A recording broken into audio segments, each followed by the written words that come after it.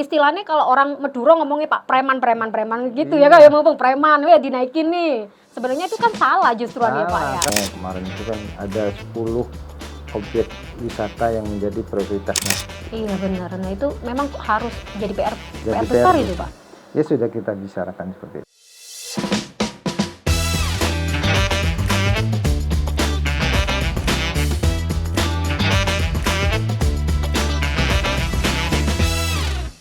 Halo Sobat JP Pods, kembali lagi di program podcast spesial bersama DPRD Provinsi Jawa Timur. Nah, kalau berbicara podcast ini sepertinya tidak ada henti-hentinya nih untuk topik yang selalu menggelitik warga Jawa Timur, wajib untuk menonton. Apalagi ini momentumnya momen-momen menjelang liburan.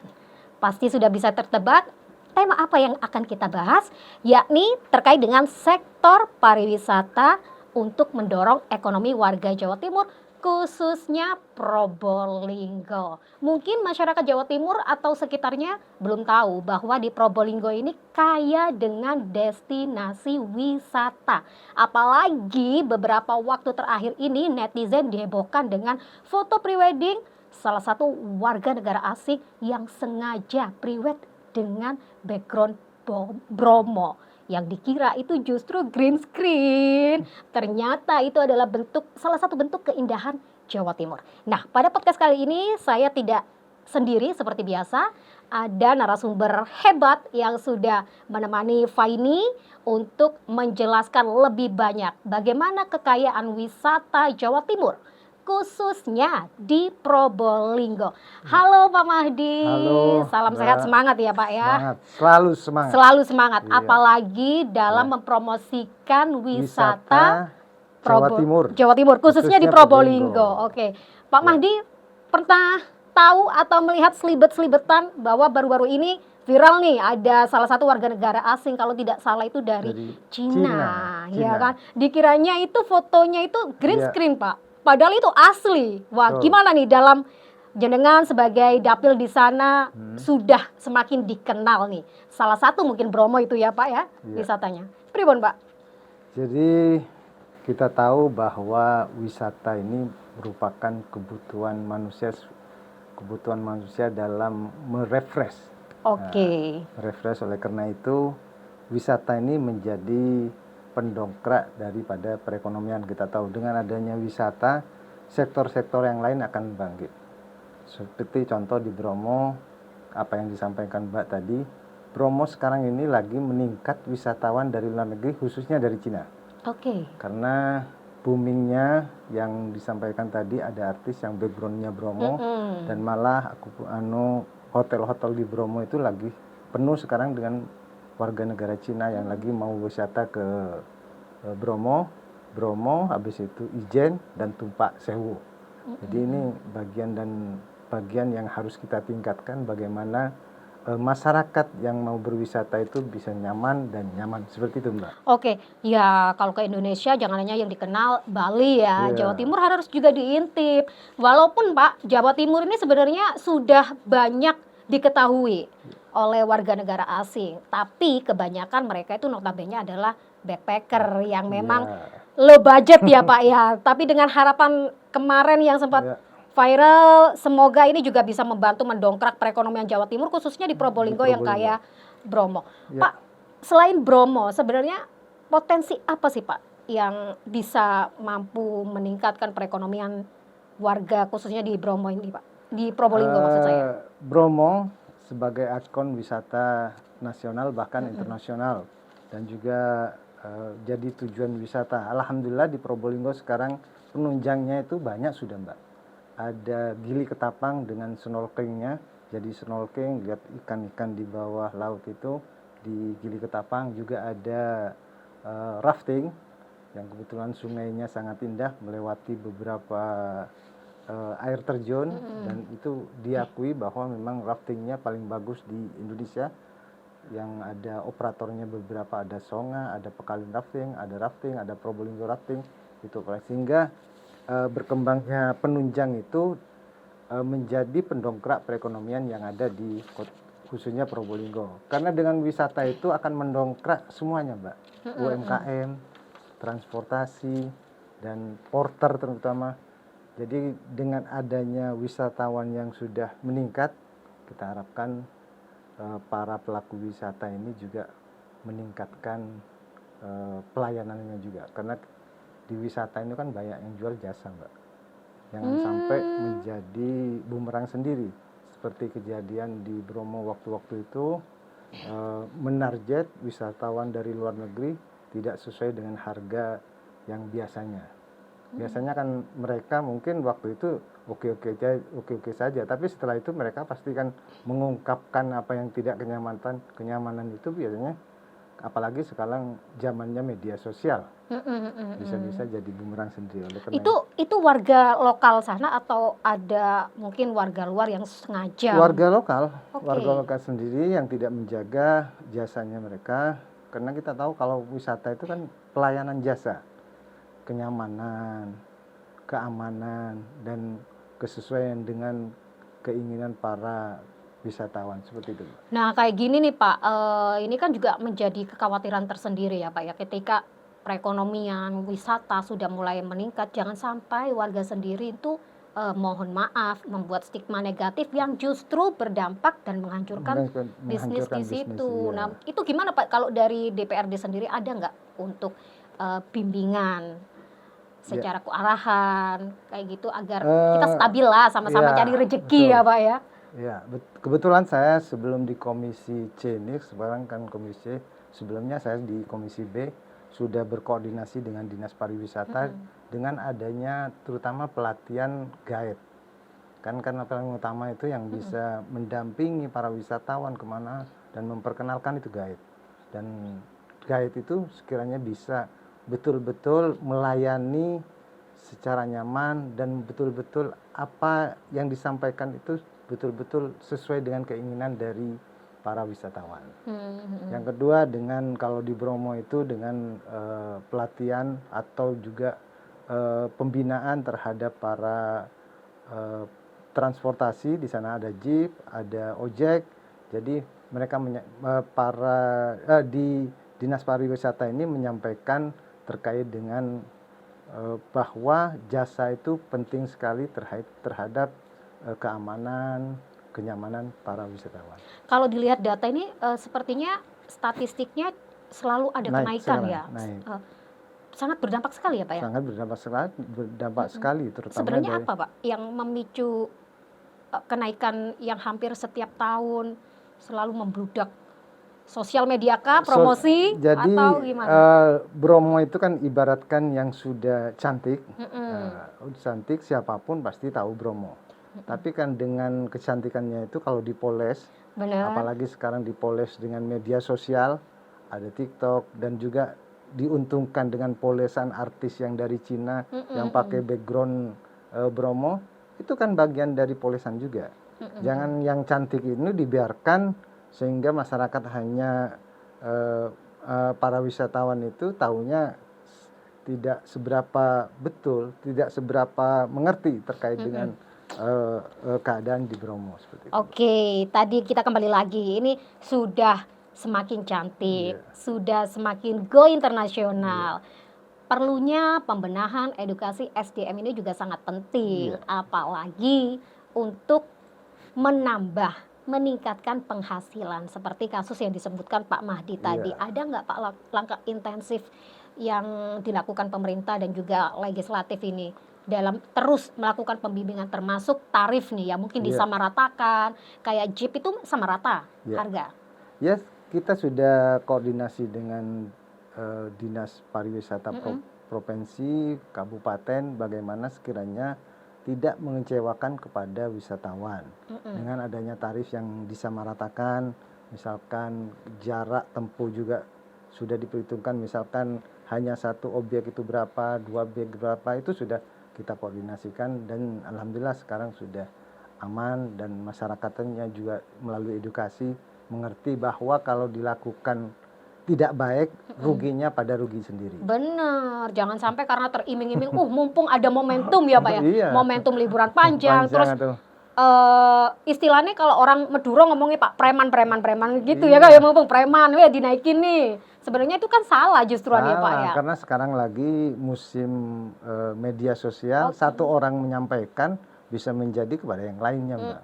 Pak, tadi disebutkan sebenarnya di area sekitar Bromo itu tidak hanya ada Bukit Teletabis yang juga indah. Iya. Terus ternyata tadi disebutkan ada area snorkeling dan juga rafting. Sejauh ini seberapa tahu masyarakat soal kedekatan antara tempat titik satu yang mungkin kalau saya secara pribadi tidak tahu nih, oh ya udah nih besok kalau ke Bromo sekalian aja mampir ke sini. Nah itu kan perlu di guide juga nih Pak. Jadi gini, kebetulan asosiasi para travel itu kadang-kadang juga dikumpulkan di Probolinggo itu Mbak. Jadi asosiasi itu misalkan ada masyarakat yang melakukan kunjungan wisata ke Bromo itu juga ditawarkan untuk mengunjungi Gili Ketapang, ditawarkan juga mengunjungi untuk rafting arum jeram di Probolinggo itu. Jadi selalu intens untuk mengadakan gathering terutama dengan travel. Kan kita tahu bahwa kunjungan yang paling banyak itu kan melalui travel rombongan-rombongan. Kalau pribadi-pribadi itu memperkenalkan melalui media sosial itu, Pak. Oke, gimana Pak untuk perkembangannya sendiri kalau dibandingkan dengan tahun 2 tahun yang lalu atau 1 tahun yang lalu untuk perkembangan saat ini, termasuk khususnya di UMKM yang mendapatkan dampak positif ini Pak? Alhamdulillah meningkat sekali Mbak, apalagi sekarang di Bromo itu banyak event-event yang dilaksanakan oleh pemerintah kabupaten juga, oleh pihak swasta seperti halnya ada Jazz Gunung, ada festival budaya dilaksanakan tiap bulan, Jazz Gunung tiap tahun yang peminatnya sudah banyak, dan juga ada budaya-budaya yang seperti Hari Raya Karu yang dimanfaatkan oleh para travel atau para guide itu untuk diperkenalkan kepada wisatawan seperti itu Mbak. Sehingga dengan adanya itu para UMKM itu misalkan ada festival budaya, para UMKM itu dia gandeng untuk bisa memasarkan produknya di acara itu. Nih, bagi warga Jawa Timur atau luar Jawa Timur yang belum tahu, bolehlah mampir. Jangan hanya Probolinggo ini dikenal dengan wisatanya Bromo. Malah setahu saya ikut Pasuruan, Pak. Berdekatan. Bromo itu ada 4 kabupaten, Mbak. Probolinggo, Malang, Lumajang, Pasuruan. Yang aksesnya itu bisa diakses semua, bisa dari Malang, dari Lumajang, dari Pasuruan, dari Probolinggo. Jadi sekalian aja. Nah ini kayak gini kan Pak, habis ini kan udah mulai ulangan, bulan besok kan sudah mulai libur panjang. Habis ini libur panjang, ya kalau masyarakat Jawa Timur sekiranya bisa ngumpet wisata Jawa Timur seperti itu. Syukur-syukur bisa menambah penghasilan dan peningkatan ekonomi di Probolinggo. Oke, Pak tadi sudah Bromo, tadi juga sempat disebutkan ternyata di situ juga sejatinya dekat dengan Ijen. Ijen di Bondowoso. Oh, lebih dekat ke mana nih Pak? Ijen itu Bondowoso sama Banyuwangi.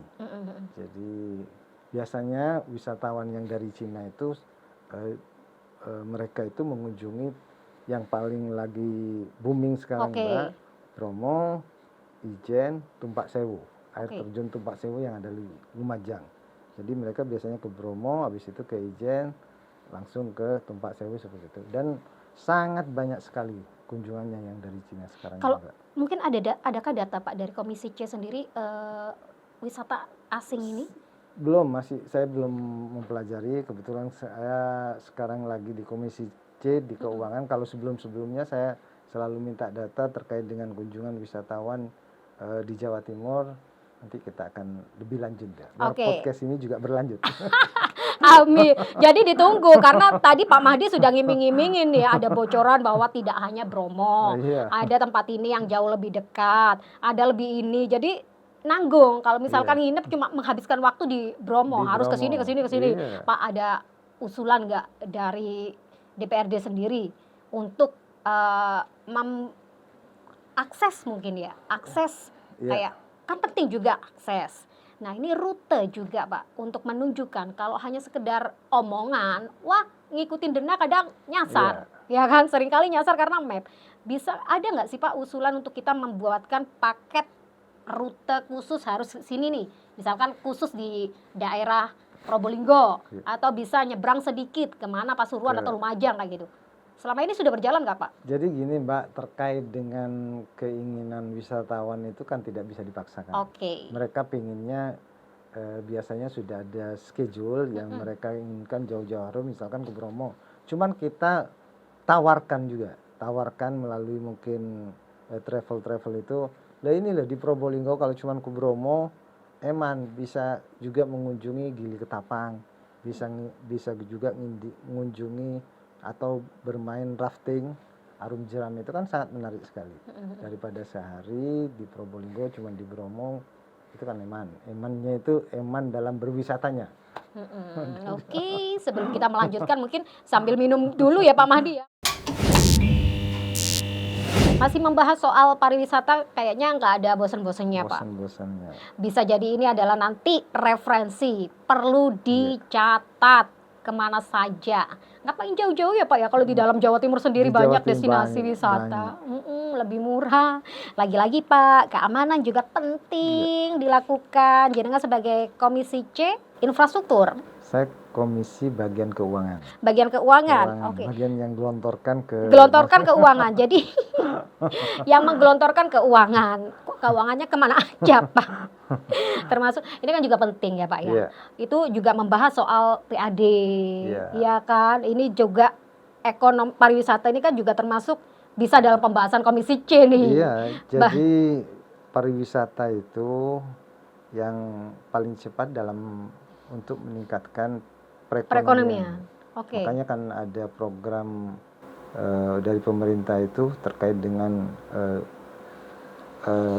nasional itu Mbak, terkait dengan wisata nasional itu seperti Bromo kemarin itu kan ada 10 objek wisata yang menjadi prioritas nasional. Benar, apalagi kemarin Bromo masuk termasuk kategori. Cuman karena mungkin keadaan keuangan masih seperti ini, jadi belum terlaksana. Ini sudah internasional nih, apalagi ya semoga ya Pak ya nantinya bisa semakin banyak wisatawan asing yang berkunjung untuk lebih mengenal Jawa Timur. Apalagi kemarin kalau tidak salah ini beberapa tahun lalu sempat juga di launching Jembatan Kaca. Dan beberapa bulan terakhir ini Bu Gubernur sendiri juga sempat meninjau langsung. Kemarin dapat beberapa hari yang lalu. Oke, itu sudah dibuka secara umum. Mungkin masyarakat bertanya-tanya di mana sih tempatnya kayak gitu. Jadi terkait dengan Jembatan Kaca itu Mbak, di daerah sekitaran Bromo sana. Jadi dekat dengan jalan menuju akses Bromo, jadi dekat sekali. Sejauh ini sudah dibuka untuk umum nggak Pak? Masih belum, masih dalam penggodokan mungkin karena itu diserahkan oleh pusat ke wilayahnya itu ke kabupaten sama tim BTS. Padahal itu masyarakat sudah pembahasan. Menanti-nanti. Wah, itu bagian ekon yang juga bisa benar sekali. Mungkin kalau di Indonesia baru Jawa Timur ya yang punya jembatan wisata. Kalau yang Jembatan Kaca sudah banyak, tapi sudah yang banyak. View-nya yang sangat bagus mungkin di Bromo. Oke, yang alam langsung ya Pak ya. Ini kan tentu juga menjadi kewaspadaan ya, pasti sudah teruji, sudah diuji juga, apalagi ini yang jelas karena ini merupakan proyek nasional dan Jembatan Kaca ini menyangkut dengan keselamatan manusia. Kemarin sudah diuji, insya Allah tidak disarankan bagi yang fobia ketinggian. Oke, Pak, ngomong-ngomong ini tadi sudah membahas banyak sekali destinasi wisata yang wajib khususnya di Probolinggo nih Pak. Kalau kita lihat jenengan tadi sesuai dengan posisinya adalah di Komisi C. Probolinggo ini kategori wilayah yang memberikan sumbangsi pendapatan asli daerah yang di sektor pariwisata kategori berapa nih Pak? Terkait dengan pariwisata itu banyak masuk ke kabupaten Mbak, sama kalau di Bromo itu karena pusat jadi masuknya banyak ke pusat sama kabupaten. Provinsi itu hanya memfasilitasi, tapi kan tetap Jawa Timur. Jawa Timur. Setidaknya membanggakan nama Provinsi Jawa Timur. Oleh karena itu ke depan kita mendorong terus, makanya ada perda terkait dengan pariwisata kemarin itu, perda wisata. Kita bagaimana Provinsi Jawa Timur juga bisa ikut andil dalam membangun wisata-wisata yang ada di desa-desa seperti itu. Khususnya di Probolinggo. Tadi disebutkan ini pelatihan untuk guidance mereka yang soal nantinya mengarahkan ke wisata sudah dilakukan.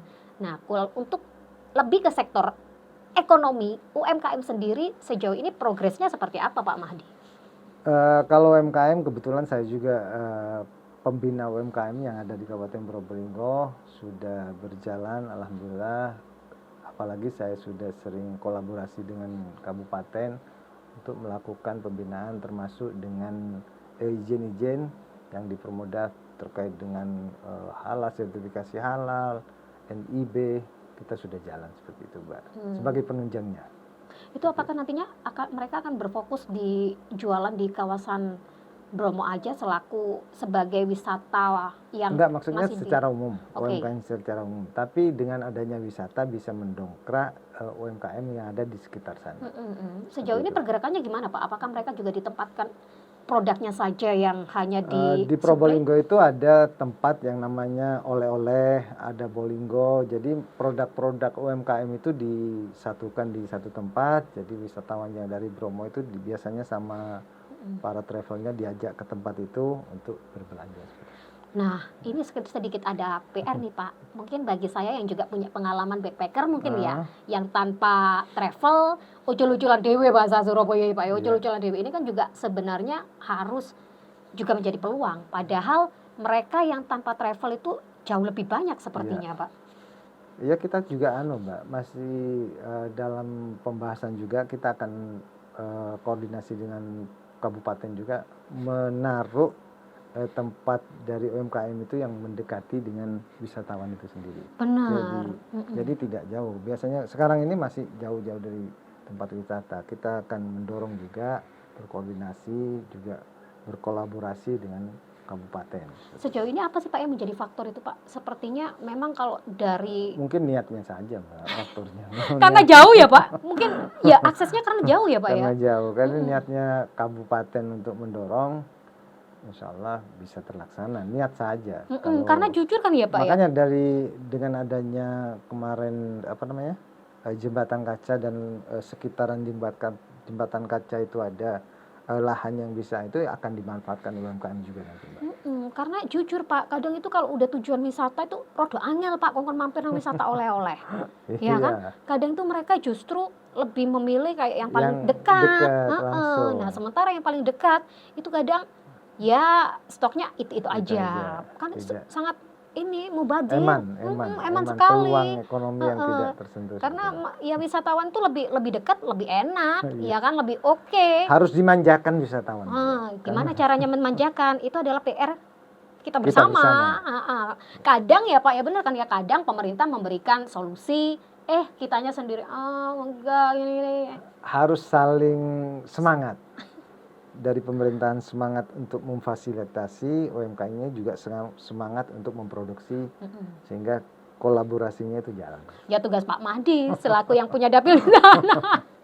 Tapi sejauh ini ada nggak Pak keluhan-keluhan dari para pelaku UMKM ini terkait dengan perkembangan, apalagi dengan kondisi perekonomian saat ini Pak? Pengaruh nggak Pak? Rata-rata modal Mbak, modal, karena UMKM itu kan skala kecil, mereka kadang-kadang dikejar dengan kebutuhan dan mau produksi lagi itu biasanya sudah diambil oleh kebutuhannya, oleh karena itu modalnya mungkin seperti itu. Iya benar, nah itu memang harus jadi PR besar itu Pak. Ya sudah kita bicarakan seperti itu. Apa nih solusi gambaran? Apalagi sekarang bupati baru dan semangat baru, saya sudah berkoordinasi, kebetulan dari kita sendiri yang menang dan Kusaris, insya Allah akan membantu UMKM. Semangatnya beliau seperti itu. Berarti ini warga Probolinggo siap-siap habis ini dapat kucuran. Benar? Kucuran pinjaman ya Pak ya. Pinjaman. Malah kita sudah kolaborasi dengan bank-bank pemerintah Jawa Timur. Dan di pemerintah Jawa Timur melalui bank BPR Jatim juga ada program Prokresa namanya Mbak, yang sangat kecil sekali. Itu kita manfaatkan juga seperti itu. Tapi untuk sejauh ini meningkatkan UMKM bisa berkembang. Sejauh ini tetap ya pelaku UMKM ini semangatnya masih semangat. Hanya saja ya terkendala itu tadi ya Pak ya. Nah, selain memberikan pinjaman, pemasaran ini juga penting. Ketika nanti ada modal, ada pelatihan produk, iya, ada modal sudah ada, produk sudah ada, gak payu Pak, lah ya podo ae Pak. Makanya kan dengan dibentuknya tempat yang dekat tempat wisata itu insya Allah bisa meningkatkan penjualan seperti itu Pak. Seperti yang kemarin di Probolinggo, Sabtu kemarin itu ada event UMKM yang ada di Kabupaten Probolinggo sebagian itu dibawa ke atas untuk menjual produknya seperti itu. Sudah menjadi angin segar ya Iya. Pak, apalagi kemarin viral. Nah ini peran digital sangatlah penting. Selain penting, harus tetap dijaga. Bagaimana kelestarian dari tempat wisata Tempat kita wisata itu sendiri. tidak tercemar, agar semakin dikenal, ekonomi semakin meningkat. Yang jelas kalau pariwisata itu paling cepat untuk meningkatkan perekonomian, Mbak. Iya, ditunjang Apalagi dengan digitalisasi ini ya Pak. Iya, apalagi wisatawannya tambah banyak, yang jelas perekonomian yang ada di sekitar sana akan lebih cepat meningkat. Selama ini untuk melek digitalnya gimana Pak warga sana? Oke ya? Sudah oke. Sudah oke ya? Sudah oke. Oke, tinggal nanti gimana kita Apalagi dibantu melalui adanya podcast seperti ini mungkin Mbak ya. promosi ya. Yang pasti tetap Pak, ini peran mereka yang melek digital, Iya. khususnya anak-anak muda nih, kita juga sudah harus berterima kasih. Iya. Mereka yang bikin konten-konten untuk mempromosikan tempat wisata, khususnya di Probolinggo sendiri, ini juga sangat membantu. Nah, Iya. kita sebagai warga lokal nih, bagaimana memanfaatkan momen momen ini untuk bisa menstabilkan, ya meningkatkan. meningkatkan Oke. juga seperti itu. Mungkin terakhir Pak Ya. Mahdi ada pesan khusus yang bisa memberikan kabar bahagia bagi warga Jawa Timur, khususnya di dapilnya Bapak di Probolinggo, di podcast episode kali ini. Jadi pariwisata ini bagian dari pendongkrak ekonomi yang harus kita jaga, karena bagaimanapun pariwisata itu menjual jasa. Para pelaku wisata itu harus menjaga terhadap keamanan, kenyamanan para wisatawan seperti itu. Oke. Sehingga para wisatawan yang datang nyaman dan bisa kembali lagi dan mempromosikan bahwa di Probolinggo itu nyaman, aman, nikmat. Nikmat sekali. Pak, satu lagi pesan bagi calon wisatawan, mengantisipasi ada oknum yang mungkin memanfaatkan momentum ini, apalagi kemarin sudah viral dengan warga negara asing ya Pak, memanfaatkan, memanipulasi data untuk penawaran travel fiktif mungkin. Adakah situs yang bisa dipercaya? Jadi para wisatawan harus selektif dalam melihat promosi-promosi yang ada. Kalau bisa mencari melalui situs atau website website resmi pemerintah khususnya pemerintah Probolinggo. Mencari informasi dulu, baru apa yang ditawarkan sesuai apa tidak, itu yang diikuti. Apalagi kalau misalkan dari luar negeri Pak, sedikit bahaya menggunakan bahasa Indonesia, mungkin ya nggak paham kan ya, ditawari dengan harga murah, kayak gitu. Tidak terasa nih Pak Mahdi, kalau ngobrol-ngobrol soal ini, ternyata kalau ngobrol soal wisata harus durasi panjang. Tapi nampaknya karena Pak Mahdi agendanya cukup padat, jadi semoga ada episode selanjutnya yang bisa memberikan bocoran soal keindahan wisata Probolinggo. Wisata Probolinggo. Jawa Timur khususnya di Probolinggo. Karena wisata Jawa Timur itu banyak sekali, Mbak. Banyak sekali.